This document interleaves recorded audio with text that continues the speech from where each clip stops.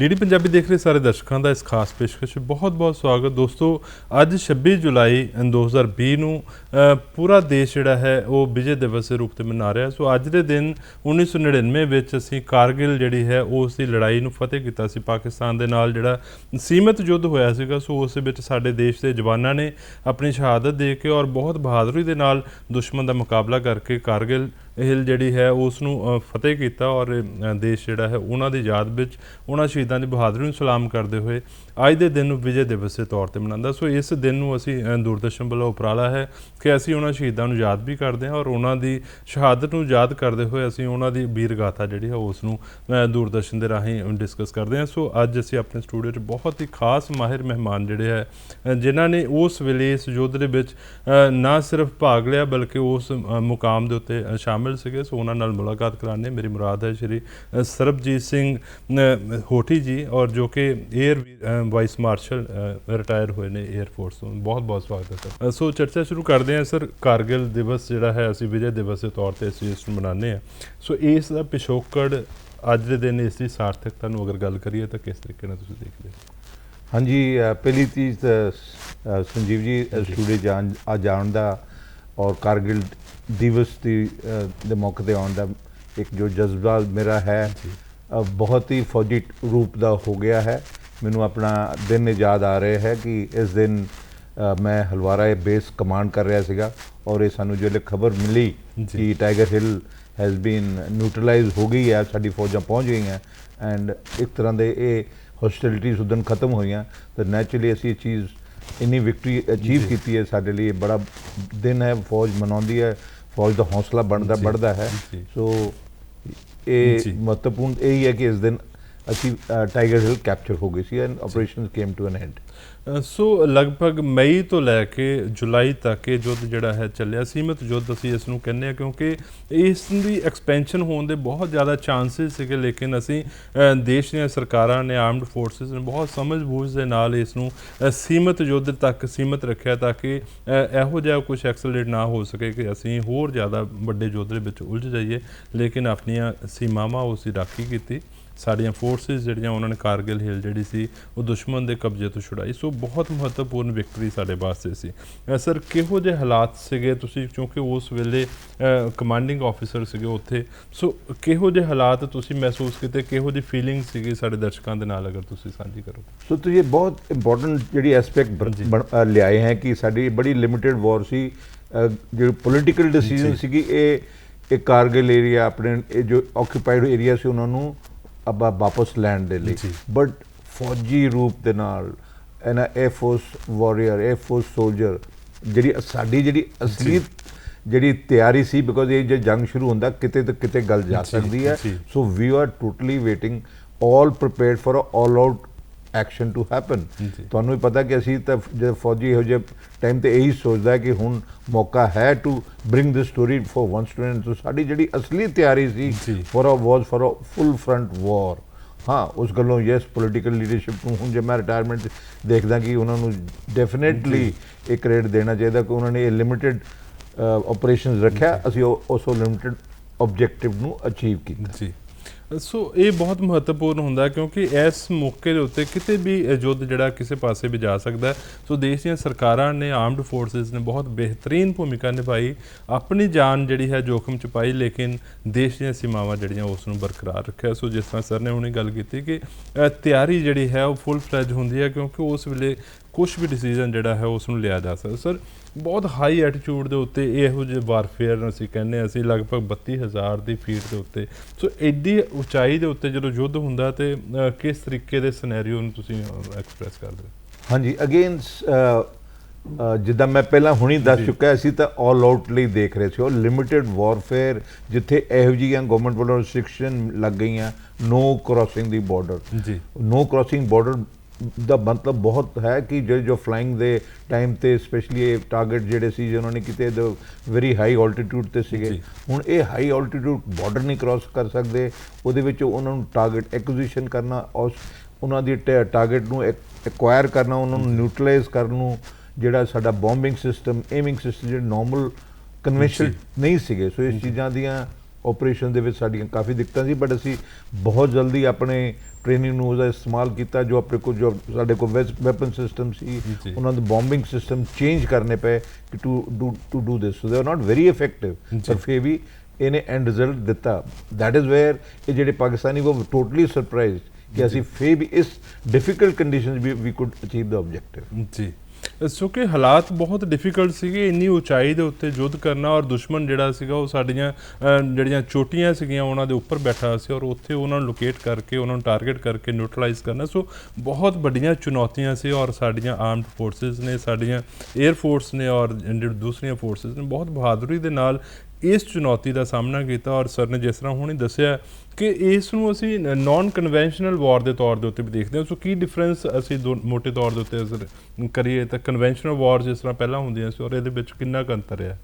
ਨਹੀਂ, naan conventional word ਤਾਂ ਇਸੇ ਤਰੀਕੇ ਨਾਲ ਯੂਜ਼ ਕਰਿਆ ਜਾਂਦਾ ਕਿ ਵੀ ਆਰ ਨਾਟ ਨਿਊਕਲ ਵੱਲ ਨਹੀਂ ਗਏ ਹੈ, ਅਸੀਂ ਆਲ ਆਊਟ ਨਹੀਂ ਹੈ, it was a limited theatre operations only. Okay, and ਜਿੱਦਾਂ ਤੁਹਾਨੂੰ ਦੱਸਿਆ ਕਿ ਲਿਮਿਟੇਸ਼ਨਸ ਇਹ ਸੀਗੀਆਂ, we could not cross the border. ਉਹ ਬਾਰਡਰ ਦੇ ਨਾਲ ਜਿਹੜੇ ਤੁਸੀਂ ਦੂਸਰੇ ਪਾਸੇ ਨਾਲ ਕਿਸੇ ਨੂੰ ਦੁਸ਼ਮਣ ਨੂੰ ਵੀਕਨ ਕਰਨਾ, ਉਹਨਾਂ ਦੇ ਤੁਹਾਡੇ ਬੇਸਿਸ ਜਿੱਥੋਂ ਉਹ ਅਟੈਕ ਕਰ ਰਹੇ ਉਹਨਾਂ ਨੂੰ ਉੱਥੇ ਢਾਲ ਲਈਏ, ਜਿਹਨੂੰ ਕਹਿੰਦੇ ਆਪਣੇ ਪੰਜਾਬੀ ਦੇ ਤਰੀਕੇ ਨਾਲ, ਉਹ ਚੀਜ਼ਾਂ ਦਾ ਇਹ ਇਸ ਪੁਆਇੰਟ ਆਫ ਵੀ ਤੁਸੀਂ ਨਾਨ ਕਨਵੈਨਸ਼ਨਲ ਕਹਿ ਸਕਦੇ ਹੋ। ਸੋ ਕਿਤੇ ਨਾ ਕਿਤੇ ਇਹ ਯੁੱਧ ਜਿਹੜਾ ਹੈ ਆਪਣੇ ਆਪ ਦੇ ਵਿੱਚ ਬਹੁਤ ਅਹਿਮ ਸੀਗਾ, ਔਰ ਇੰਟਰਨੈਸ਼ਨਲੀ ਇਸ ਯੁੱਧ ਤੋਂ ਬਾਅਦ ਭਾਰਤ ਦੀ ਪੋਜੀਸ਼ਨ ਜਿਹੜੀ ਹੈ ਉਹ ਇੰਟਰਨੈਸ਼ਨਲੀ ਕਿਤੇ ਨਾ ਕਿਤੇ ਬਹੁਤ ਬਿਹਤਰ ਹੋਈ। ਸਰ 1971 ਤੋਂ ਬਾਅਦ ਅਗਰ ਅਸੀਂ ਗੱਲ ਕਰੀਏ ਤੇ ਸਾਡੇ ਦੇਸ਼ ਨੇ ਪਾਕਿਸਤਾਨ ਦੇ ਨਾਲ ਇਸ ਯੁੱਧ ਦੇ ਵਿੱਚ ਅੰਗੇਜ ਹੋਇਆ। ਸੋ ਇਸ ਲੜਾਈ ਦੇ ਇੰਟਰਨੈਸ਼ਨਲੀ ਕੀ ਜਿਹੜਾ ਹੈ ਭਾਰਤ ਨੇ ਅਚੀਵ ਕੀਤਾ, ਔਰ ਕਿਸ ਤਰੀਕੇ ਨਾਲ ਪਾਕਿਸਤਾਨ ਨੂੰ ਨੁਕਸਾਨ ਹੋਇਆ? ਅਗਰ ਸੀ ਇੰਟਰਨੈਸ਼ਨਲੀ ਅਸੀਂ ਇਹੀ ਵਨ ਮੈਸੇਜ ਇਹੀ ਦਿੱਤਾ ਕਿ ਵੀ ਵਰ ਪ੍ਰੋਵੋਕਡ ਬੈਡਲੀ, ਬਟ ਅਸੀਂ ਆਲ ਆਊਟ ਵਾਰ ਨਹੀਂ ਗਏ ਜੀ। ਔਰ ਅਸੀਂ ਦੂਸਰੀ ਚੀਜ਼ ਇਹੀ ਸਾਬਤ ਕੀਤੇ ਕਿ ਉਹਨਾਂ ਨੇ ਤਾਂ ਬਹੁਤ ਜਾਨੀ ਐਡਵਰਸਰੀ ਨੇ ਇਹ ਸੋਚਿਆ ਸੀ ਇਹੋ ਜਿਹੀਆਂ ਪ੍ਰਾਈਮ ਲੋਕੇਸ਼ਨ 'ਤੇ ਉਹ ਚੜ੍ਹ ਗਏ, ਤਾਂ ਜਿਸ ਤਰੀਕੇ ਨਾਲ ਚੜ੍ਹ ਗਏ ਹੈਗੇ ਆ ਉਹਨਾਂ ਨੂੰ ਅਸੀਂ ਨਹੀਂ ਪਿੱਛੇ ਕਰ ਸਕਾਂਗੇ। ਸੋ ਅਸੀਂ ਇਹ ਚੀਜ਼ਾਂ ਦੋ ਪੋਲੀਟੀਕਲੀ ਇਹ ਸਾਬਤ ਕੀਤਾ we didn't need to go all out ਜੀ, ਐਂਡ ਯੈਟ ਅਸੀਂ ਇੱਥੋਂ ਵੀ ਬੈਠ ਕੇ ਉਹਨਾਂ ਨੂੰ ਇਹ ਚੀਜ਼ਾਂ ਨੂੰ ਉਹਨਾਂ ਨੇ ਐਕਸਪੈਕਟ ਹੀ ਕੀਤਾ ਕਿ ਅਸੀਂ ਟਾਈਗਰ ਹੈਡ ਨੂੰ ਫਿਰ ਅਸੀਂ ਫਤਿਹ ਕਰ ਸਕਾਂਗੇ ਜੀ। ਸੋ ਚੂँकि ਇੰਟਰਨੈਸ਼ਨਲੀ ਅਗਰ ਗੱਲ ਕਰੀਏ ਤਾਂ ਭਾਰਤ ਦਾ ਪਲੜਾ ਮਜ਼ਬੂਤ ਹੋਇਆ, ਔਰ ਮੋਰੈਲਿਟੀ ਦੀ ਜਿੱਤ ਹੋਈ, ਔਰ ਕਿਤੇ ਨਾ ਕਿਤੇ ਇਹ ਵੀ ਇੱਕ ਮੈਸੇਜ ਗਿਆ ਕਿ ਇੰਡੀਆ ਕਮਜ਼ੋਰ ਦੇਸ਼ ਨਹੀਂ ਹੈ, ਇੰਡੀਆ ਇੱਕ ਬਹੁਤ ਮਜ਼ਬੂਤ ਦੇਸ਼ ਹੈ। ਅਗਰ ਉਸ ਨੂੰ ਪ੍ਰਵੋਕ ਕੀਤਾ ਜਾਏਗਾ ਤਾਂ ਫਿਰ ਇੰਡੀਆ ਚੁੱਪ ਨਹੀਂ ਬੈਠੇਗਾ, ਚਾਹੇ ਅਸੀਂ ਬਹੁਤ ਸਾਰੀਆਂ ਸ਼ਾਂਤੀ ਦੀਆਂ ਪਹਿਲ ਕਦਮੀਆਂ ਉਸ ਤੋਂ ਪਹਿਲਾਂ ਕੀਤੀਆਂ ਸੀ, ਲੇਕਿਨ ਅਸੀਂ ਹਰ ਮੁਸੀਬਤ ਦਾ ਡਟ ਕੇ ਮੁਕਾਬਲਾ ਕਰਨ ਵਾਸਤੇ ਤਿਆਰ ਹਾਂ। ਸੋ ਇਹ ਇੱਕ ਕਿਤੇ ਨਾ ਕਿਤੇ ਬਹੁਤ ਮਹੱਤਵਪੂਰਨ ਮੈਸੇਜ ਜਿਹੜਾ ਜਿਸ ਤਰ੍ਹਾਂ ਸਰ ਨੇ ਦੱਸਿਆ। ਸਰ ਜਿਹੜਾ 에ਅਰ ਫੋਰਸ ਨੇ ਉਸ ਵੇਲੇ ਆਪਣਾ ਇਸ ਦਾ ਰੱਖਿਆ ਸੀ ਸਫੇਦ ਸਾਗਰ। ਸੋ ਹਾਲਾਂਕਿ ਬਹੁਤ ਸਾਰੀਆਂ ਮਿਲਟਰੀ ਓਬਲੀਗੇਸ਼ਨਸ ਹੁੰਦੀਆਂ ਕਿ ਅਸੀਂ ਬਹੁਤ ਕੁਝ ਡਿਸਕਲੋਜ਼ ਨਹੀਂ ਕਰ ਸਕਦੇ, ਅਗਰ ਤੁਸੀਂ ਥੋੜ੍ਹਾ ਜਿਹਾ ਉਸ ਮਿਸ਼ਨ ਬਾਰੇ ਸਾਡੇ ਦਰਸ਼ਕਾਂ ਨਾਲ ਇਹ ਤਾਂ ਜਿਹਨੂੰ ਕੋਈ ਵੀ ਵਾਰ ਹੁੰਦੇ ਆ, ਜਿੱਦਾਂ ਕੈਕਟਸ ਲਿਲੀ ਮੈਨੂੰ ਹਾਲੇ ਤੇ ਪਤਾ ਕੋਈ 71 ਦੀ ਲੜਾਈ ਸੀ, ਤਾਂ ਇਹ ਤਾਂ ਨਾ ਜਿੱਦਾਂ ਨਾ ਕੋਈ ਅੱਜ ਕੱਲ੍ਹ ਕੋਈ ਹਰੀਕੇਨ ਵੀ ਆਉਂਦਾ ਉਹਦੇ ਜਿਹਨੇ ਪਹਿਲਾਂ ਡਿਸਕਵਰ ਉਹਦੇ ਤੇ ਨਾਂ ਤੇ ਉਹ ਹੋ ਜਾਂਦੀ। ਤਾਂ ਸਫੇਦ ਪਹਾੜਾਂ 'ਚ ਬਰਫ਼ ਹੈ, ਸਫੇਦ ਸਾਗਰ ਇਜ਼ ਵਾਸਟਨੈਸ, ਜਿੱਦਾਂ ਸਾਗਰ ਇੱਡਾ ਬੜਾ ਹੈ, ਹਿਮਾਲਯਸ are like that.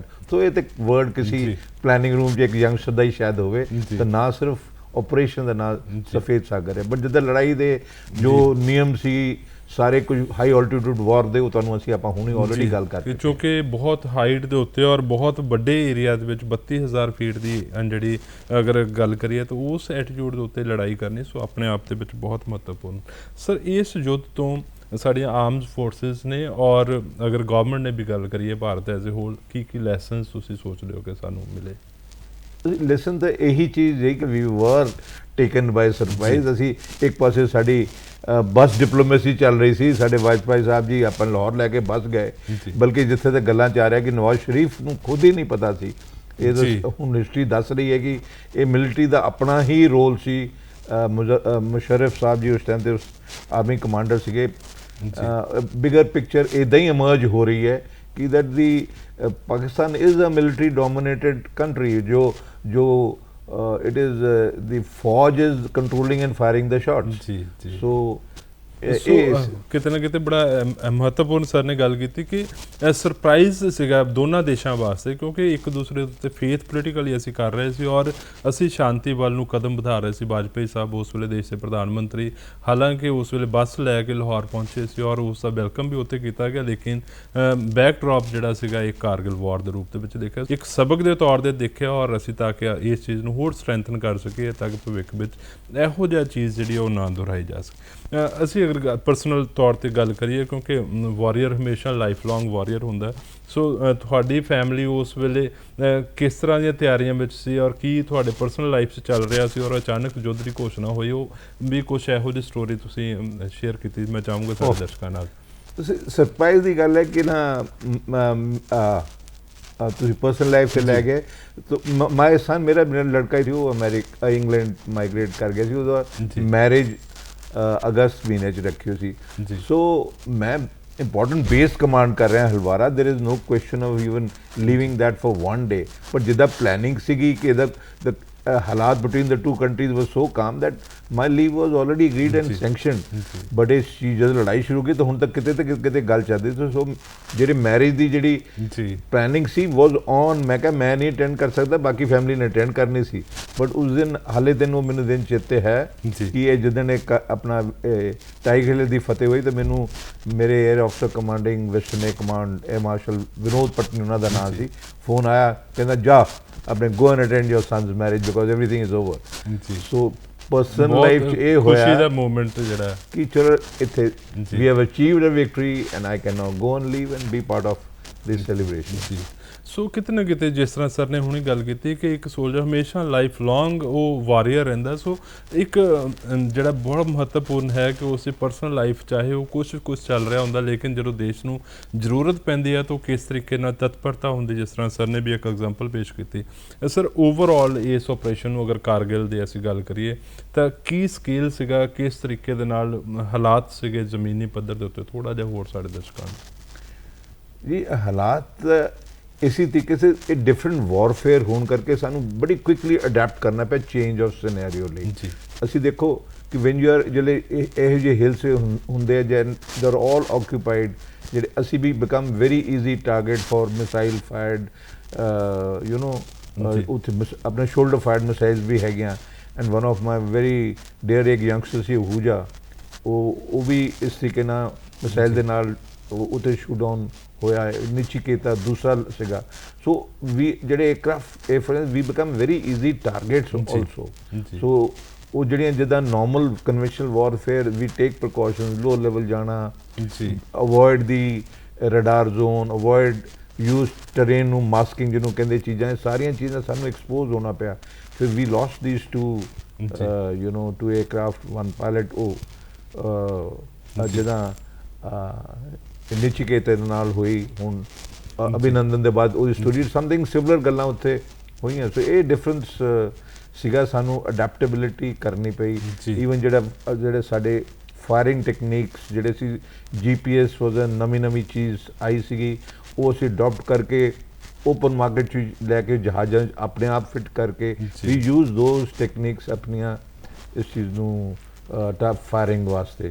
Laser guided ਬੌਂਬ ਸੀਗੇ, ਮਿਰਾਜਸ ਵਾਰ ਯੂਜ਼ਡ, ਉਹਨਾਂ ਦੀ ਉਹ that technique was also changed to hit accurately target। ਸੋ ਬਹੁਤ ਮਹੱਤਵਪੂਰਨ ਜਾਣਕਾਰੀ ਕਿ ਉਸ ਵੇਲੇ ਸਾਰੀਆਂ ਉਹ ਟੈਕਨੀਕਸ ਦਾ ਵੀ ਯੂਜ਼ ਕੀਤਾ ਗਿਆ ਜਿਸ ਦੇ ਨਾਲ ਅਸੀਂ ਆਪਣੇ ਦੇਸ਼ ਨੂੰ, ਔਰ ਕਿਉਂਕਿ ਲਿਮਟਡ ਏਰੀਆ ਅਸੀਂ ਸਰਹੱਦ ਕ੍ਰਾਸ ਨਹੀਂ ਕਰਨੀ, ਸੋ ਜਿਸ ਤਰ੍ਹਾਂ ਗੌਰਮੈਂਟ ਦੀਆਂ ਗਾਈਡਲਾਈਨ ਸੀਗੀਆਂ ਸੋ ਉਸ ਨੂੰ ਫੋਲੋ ਕਰਦੇ ਹੋਰ ਇਸ ਤਰ੍ਹਾਂ ਦੇ ਐਟੀਟਿਊਡ ਦੇ ਵਿੱਚ ਜਾ ਕੇ ਅਸੀਂ ਅਗਰ ਵਾਰ ਕਰਦੇ ਹਾਂ ਤਾਂ ਬਹੁਤ ਮਹੱਤਵਪੂਰਨ ਹੈ। ਔਰ ਸਾਡੇ ਦੇਸ਼ ਦੇ ਸਿਪਾਹੀਆਂ ਨੇ, ਸਾਡੇ ਦੇਸ਼ ਦੀ ਜਿਹੜੀ ਆਰਮਡ ਫੋਰਸਿਸ ਸੀਗੀਆਂ, ਏਅਰ ਫੋਰਸ ਸੀ, ਬਹੁਤ ਮਹੱਤਵਪੂਰਨ ਭੂਮਿਕਾ ਨਿਭਾਈ। ਸਰ ਉਸ ਵੇਲੇ ਅਗਰ ਗੱਲ ਕਰੀਏ ਤਾਂ ਸ਼ਾਇਦ ਫਸਟ ਟਾਈਮ ਸਾਡਾ ਮੀਡੀਆ ਵੀ ਜਿਹੜਾ ਹੈ ਉਹ ਕਿਤੇ ਨਾ ਕਿਤੇ ਇਨਵੋਲਵ ਹੋਇਆ ਔਰ ਉਸਨੇ ਨੈਸ਼ਨਲ ਇੰਟੈਗ੍ਰਿਟੀ ਦੇ ਵਿੱਚ ਆਰਮਡ ਫੋਰਸਿਸ ਦੇ ਨਾਲ ਖੜਿਆ ਔਰ ਉਸ ਦੇ ਨਾਲ ਕੰਟਰੀਬਿਊਟ ਕੀਤਾ। ਸੋ ਇਹ ਜਿਹੜੀ ਭੂਮਿਕਾ ਸੀ ਮੀਡੀਆ ਦੀ, ਇਸ ਨੂੰ ਤੁਸੀਂ ਉਸ ਵੇਲੇ ਕਿੱਦਾਂ ਅਸੈਸ ਕੀਤਾ? ਹਾਂਜੀ, ਪਹਿਲਾਂ ਤਾਂ ਗੌਰਮੈਂਟ ਨੇ ਵੀ ਉਹਨਾਂ ਨੂੰ ਇਜਾਜ਼ਤ ਦਿੱਤੀ ਉੱਥੇ ਤਾਂ to cover the forces morale ਦਿਖਾਉਣ ਨੂੰ, ਉਹ ਵੀ ਆ ਕੇ they were along with the forces.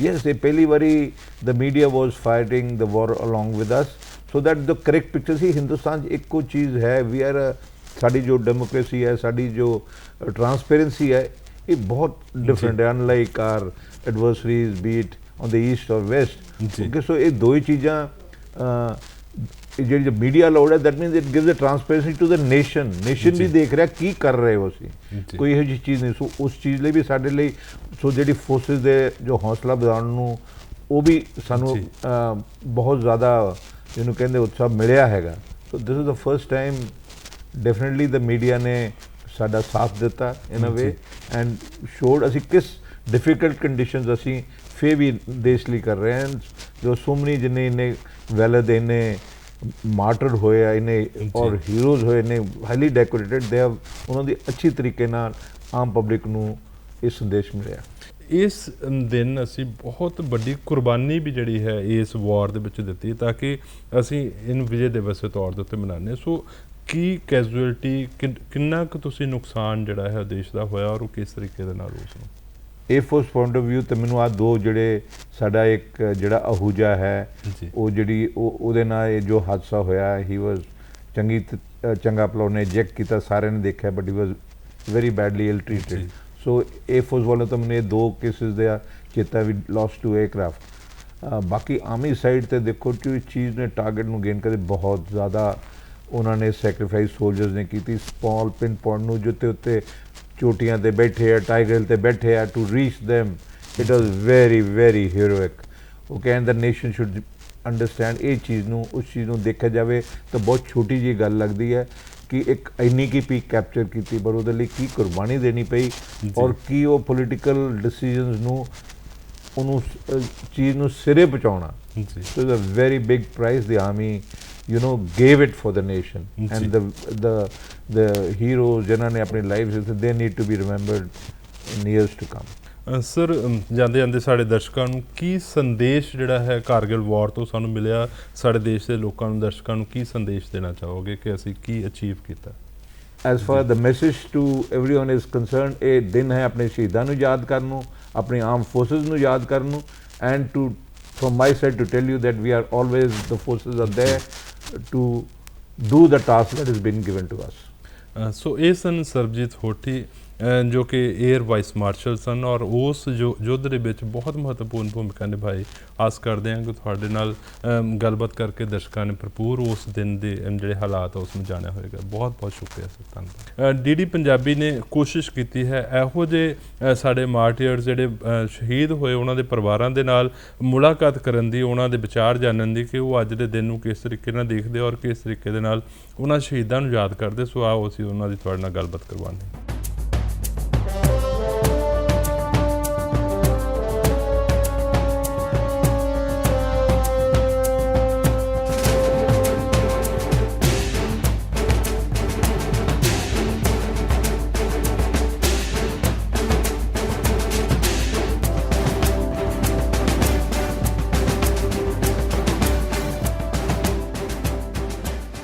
ਰਾਖੇ ਵਤਨਾਂ ਦੇ ਮਰਨੋਂ ਮੂਲ ਨਾ ਡਰਦੇ ਦੇਸ਼ ਦੀ ਰਾਖੀ ਲਈ ਸੀਸ ਤਲੀ ਤੇ ਧਰਦੇ ਪੰਜਾਬ ਦੇ ਸ਼ਹੀਦਾਂ ਦਾ ਜਿਹੜਾ ਮਾਣ ਸਾਰੀ ਦੁਨੀਆ ਦੇ ਵਿੱਚ ਮਸ਼ਹੂਰ ਹੈ ਜਿੱਥੇ ਪੰਜਾਬੀ ਖੜ ਜਾਵੇ ਪਿੱਛੇ ਨਹੀਂ ਹਟ ਸਕਦਾ ਦਲਜੀਤ ਸਿੰਘ ਫਿਰ ਪਿੰਡ ਦਕੋਆ ਜਿਹੜਾ ਕਿ ਉਹਦੇ ਹੁਣ ਸ਼ਹੀਦ ਦੇ ਨਾਂ ਤੇ ਹੀ ਉਹ ਸਕੂਲ ਦਾ ਨਾਂ ਆ ਸ਼ਹੀਦ ਦਲਜੀਤ ਸਿੰਘ ਉੱਥੇ ਪੜ੍ਹਿਆ ਉਹ ਉਸ ਤੋਂ ਪਹਿਲਾਂ ਪ੍ਰਾਇਮਰੀ ਇੱਥੇ ਬਾਬਾ ਬੁੱਢਾ ਜੀ ਨਗਰ ਸੜਕੋਂ ਪਾਰ ਇੱਥੇ ਪੜ੍ਹਿਆ ਫਿਰ ਉਹ ਲੱਕੜ ਦਾ ਕੰਮ ਕਰਨ ਵਾਸਤੇ ਵੀ ਉਹਨੂੰ ਪਾਇਆ ਗਿਆ ਪਰ ਉਹਨੇ ਮਨ ਨਹੀਂ ਲਾਇਆ ਸਕੂਟਰੀ ਮਕੈਨਿਕਾਂ ਵਿੱਚ ਵੀ ਉਹਨੂੰ ਪਾਇਆ ਗਿਆ ਮਨ ਨਹੀਂ ਲਾਇਆ ਉਹਨੂੰ ਫਿਰ ਇੱਕ ਦਿਨ ਸਾਰੇ ਪਰਿਵਾਰ ਨੇ ਬਹਾ ਕੇ ਪੁੱਛਿਆ ਵੀ ਤੂੰ ਕੀ ਕਰਨਾ ਚਾਹੁੰਦਾ ਉਹਨੂੰ ਦੱਸਿਆ ਵੀ ਪਿਤਾ ਜੀ ਮੇਰੇ ਇੱਕੋ ਇੱਕ ਖਾਸ਼ ਆ ਮੈਂ ਦੇਸ਼ ਦੀ ਸੇਵਾ ਕਰਨੀ ਮੈਨੂੰ ਫੌਜ ਵਿੱਚ ਭਰਤੀ ਕਰਾਓ ਫਿਰ ਇੱਥੇ ਜਲੰਧਰ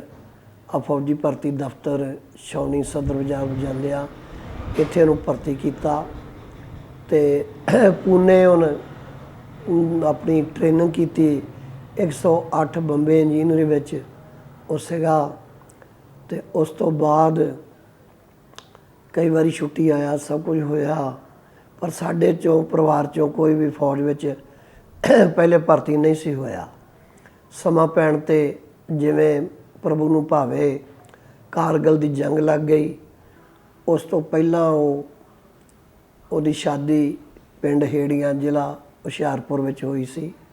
ਉਹਦੀ ਪਤਨੀ ਦਾ ਨਾਮ ਹਰਜਿੰਦਰ ਕੌਰ ਹੈ। ਕੁਝ ਸਮਾਂ ਪਾ ਕੇ ਇੱਕ ਬੇਟੀ ਨੇ ਜਨਮ ਲਿਆ ਜਿਹਦਾ ਨਾਮ ਮਨਪ੍ਰੀਤ ਕੌਰ ਹੈ। ਅੱਜ ਕੱਲ੍ਹ ਉਹ ਪੜ੍ਹਾਈ ਬੇਸ 'ਤੇ ਕੈਨੇਡਾ ਗਈ ਹੈ 2.5-3 ਸਾਲ ਤੋਂ। ਉਸ ਵੇਲੇ ਬੱਚੀ ਬਹੁਤ ਕੋਈ 1.25 ਜਾਂ 1.5 ਸਾਲ ਦੀ ਸੀ।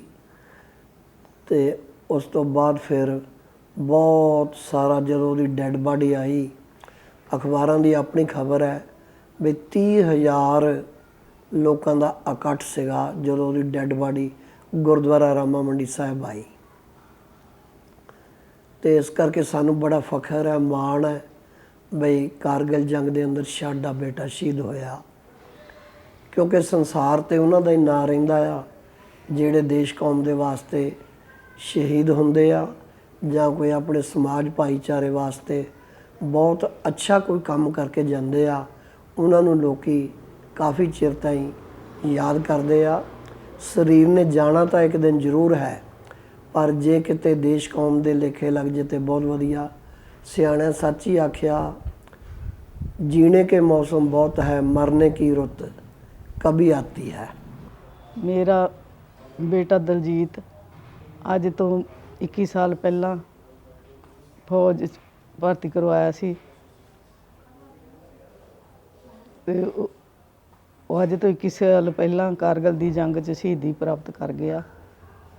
ਉਹਨੂੰ ਬਹੁਤ ਸ਼ੌਂਕ ਸੀਗਾ ਵੀ ਮੈਂ ਫੌਜ ਦੇ ਵਿੱਚ ਭਰਤੀ ਹੋਵਾਂ। ਅਸੀਂ ਉਹਨੂੰ ਫੌਜ 'ਚ ਭਰਤੀ ਕਰਵਾ ਦਿੱਤਾ। ਛੋਟੀ ਜਿਹੀ ਉਮਰ 'ਚ ਹੀ ਉਹਦਾ ਵਿਆਹ ਕਰ ਦਿੱਤਾ। ਮੈਂ ਬਿਮਾਰ ਰਹਿੰਦੀ ਸੀ, ਮੇਰੇ ਆਪਰੇਸ਼ਨ ਜ਼ਿਆਦਾ ਹੋਏ ਸੀਗੇ, ਇਸ ਕਰਕੇ ਫਿਰ ਅਸੀਂ ਉਹਦੀ ਸ਼ਾਦੀ ਛੇਤੀ ਕਰ ਦਿੱਤੀ। ਸ਼ਾਦੀ ਕਰਨ ਦੇ ਵਿੱਚ 97 'ਚ ਉਹਦੀ ਸ਼ਾਦੀ ਕੀਤੀ ਆ ਅਤੇ 97 ਦੀ ਆਖਰੀ 12ਵੇਂ ਮਹੀਨੇ 'ਚ ਮਨਪ੍ਰੀਤ ਨੇ ਜਨਮ ਲੈ ਲਿਆ ਅਤੇ 98-99 'ਚ ਦਲਜੀਤ ਸਿੰਘ ਸ਼ਹੀਦੀ ਪ੍ਰਾਪਤ ਕਰ ਗਿਆ। ਮੈਨੂੰ ਬਹੁਤ ਚਿਰ ਤੋਂ 2 ਮਹੀਨੇ ਪਹਿਲਾਂ ਦਲਜੀਤ ਸਿੰਘ ਸ਼ਹੀਦ ਹੁੰਦਾ ਦਿਸਦਾ ਸੀ। ਮੈਂ ਦਿੱਲੀ ਗਈ, ਉੱਥੇ ਮੈਨੂੰ ਸ਼ਹੀਦੀ ਸੀਸਗੰਜ ਗੁਰਦੁਆਰੇ ਮੈਨੂੰ ਦਲਜੀਤ ਸਿੰਘ ਪਹਾੜੀ ਤੋਂ ਡਿੱਗਦਾ ਦਿਸਿਆ, ਪਰ ਮੈਂ ਇਹਨਾਂ ਨਾਲ ਕਿਸੇ ਨਾਲ ਆ ਕੇ ਘਰ ਦੇ ਜੀ ਨਾਲ ਗੱਲ ਨਹੀਂ ਕੀਤੀ ਵੀ ਮੈਨੂੰ ਇੱਦਾਂ ਦੀਆਂ ਚੀਜ਼ ਦਿਸਦੀ ਪਈ। ਪਰ ਉਹ ਦਲਜੀਤ ਦੀ ਸ਼ਹੀਦੀ ਹੋਣੀ ਸੀਗੀ, ਉਹ ਸਤਿਗੁਰ ਦੇ ਘਰ ਵੀ ਜਾ ਕੇ ਮੈਨੂੰ ਦਿਸਦੀ ਸੀਗੀ। ਦਲਜੀਤ ਇੱਦਾਂ ਸ਼ਹੀਦੀ ਪ੍ਰਾਪਤ ਕਰ ਗਿਆ। 1.5 ਸਾਲ ਦੀ ਉਹਦੀ ਬੱਚੀ ਸੀ, ਪਰ ਉਸ ਬੱਚੀ ਨੇ ਆਪਣੇ ਬਾਪ ਦਾ ਪਿਆਰ ਨਹੀਂ ਦੇਖਿਆ ਅਤੇ ਦਲਜੀਤ ਸਿੰਘ ਨੇ ਬਹੁਤ ਛੋਟੀ ਉਮਰ ਦੇ ਵਿੱਚ ਸ਼ਹੀਦੀ ਪ੍ਰਾਪਤ ਕੀਤੀ। ਸਾਡੇ ਬੱਚੇ ਨੇ ਦੇਸ਼ ਦੇ ਲੇਖੇ ਆਪਣੀ ਜ਼ਿੰਦਗੀ ਲਾਈ ਆ, ਸਾਨੂੰ ਉਹਦੇ 'ਤੇ ਬਹੁਤ ਮਾਣ ਆ ਅਤੇ ਸਤਿਗੁਰ ਸੱਚੇ ਪਾਤਸ਼ਾਹ ਉਹਨੂੰ ਆਪਣੇ ਚਰਨਾਂ ਦੇ ਵਿੱਚ ਰੱਖੇ। ਕਿਉਂਕਿ ਜਦੋਂ ਸ਼ਹਾਦਤ ਹੁੰਦੀ ਆ ਸਰਹੱਦ 'ਤੇ, ਜਦੋਂ ਫੋਨ ਆਉਂਦਾ ਉਸ ਪਰਿਵਾਰ ਨੂੰ ਵੀ ਤੁਹਾਡੇ ਬੇਟੇ ਦੀ ਅੱਜ ਸ਼ਹਾਦਤ ਹੋ ਗਈ ਆ, ਉਹ ਦਿਨ ਨੂੰ ਵੀ ਇੱਦਾਂ ਲੱਗਦਾ ਜਿੱਦਾਂ ਹਨੇਰਾ ਹੋ ਗਿਆ ਔਰ ਉਸ ਪਰਿਵਾਰ ਨੂੰ ਕੋਈ ਸੁੱਝਦਾ ਨਹੀਂ। ਜਿਹੜੀਆਂ ਉਮਰ ਭਰ ਦੀਆਂ ਸਦਰਾਂ ਹੁੰਦੀਆਂ ਉਹ ਇੱਕਦਮ ਰੇਤ ਦੀ ਕੋਠੀਆਂ ਢਹਿ ਜਾਂਦੀਆਂ। ਸੋ ਸਰਕਾਰਾਂ ਤਾਂ ਬਹੁਤ ਕੁਛ ਕਰਦੀਆਂ, ਉਹਨਾਂ ਵਾਸਤੇ ਸਰਕਾਰਾਂ ਦੀ ਡਿਊਟੀ ਆ। ਐਜ਼ ਦਾ ਦੇਸ਼ਵਾਸੀ ਹੋਣ ਦੇ ਨਾਤੇ, ਇਨਸਾਨ ਹੋਣ ਦੇ ਨਾਤੇ ਸਾਡੀ ਵੀ ਕੁਛ ਡਿਊਟੀ ਬਣਦੀ ਆ ਵੀ ਇਹਨਾਂ ਪਰਿਵਾਰਾਂ ਦੇ ਨਾਲ ਖੜ੍ਹੇ ਹੋਈਏ, ਇਹਨਾਂ ਦਾ ਸਤਿਕਾਰ ਕਰੀਏ। ਇਸੇ ਕਰਕੇ ਅਸੀਂ ਹਰ ਸਾਲ ਇਹ ਫੰਕਸ਼ਨ ਮਨਾਈਦਾ, ਜਿਹਦੇ ਵਿੱਚ ਜਿੱਥੇ ਤੱਕ ਹੋ ਸਕਦਾ ਪੰਜਾਬ ਦੇ, ਹਿਮਾਚਲ ਦੇ ਸਾਰੇ ਪਰਿਵਾਰ ਬੁਲਾ ਕੇ ਉਹਨਾਂ ਦਾ ਮਾਣ ਸਨਮਾਨ ਕਰੀਦਾ, ਤਾਂ ਕਿ ਕੁਛ ਟਾਈਮ ਵਾਸਤੇ ਜਿਨ੍ਹਾਂ ਦੇ ਬੱਚੇ ਗਏ ਜਾਂ ਹਸਬੈਂਡ ਬ੍ਰਦਰ ਗਿਆ ਵਾ, ਉਹ ਜਿਹੜੇ ਜ਼ਖਮ ਹੁੰਦੇ ਆ ਥੋੜ੍ਹੇ ਟਾਈਮ ਵਾਸਤੇ ਉਹ ਰਿਲੀਫ ਮਿਲਦਾ। ਅੰਤ ਵਿੱਚ ਤਾਂ ਮੈਂ ਲਾਸਟ ਵਿੱਚ ਇਹੀ ਕਹਾਂਗਾ ਇਹਨਾਂ ਪਰਿਵਾਰਾਂ ਬਾਰੇ ਵੀ ਤਾਂ ਆਪਣੇ ਬਾਰੇ ਵੀ कि तेरी खुशबू का पता करती हैं, एहसान मुझ पे हवा करती है, ज़िंदगी मेरी थी मगर अब तेरे साए में सफ़र करती है। सो ਇਹੀ ਗੱਲਾਂ ਦੇ ਨਾਲ ਮੈਂ ਤੁਹਾਡਾ ਸਾਰਿਆਂ ਦਾ ਧੰਨਵਾਦ ਕਰਦਾ। ਦੂਰਦਰਸ਼ਨ ਦਾ ਵੀ ਜੈ ਹਿੰਦ, ਜੈ ਭਾਰਤ।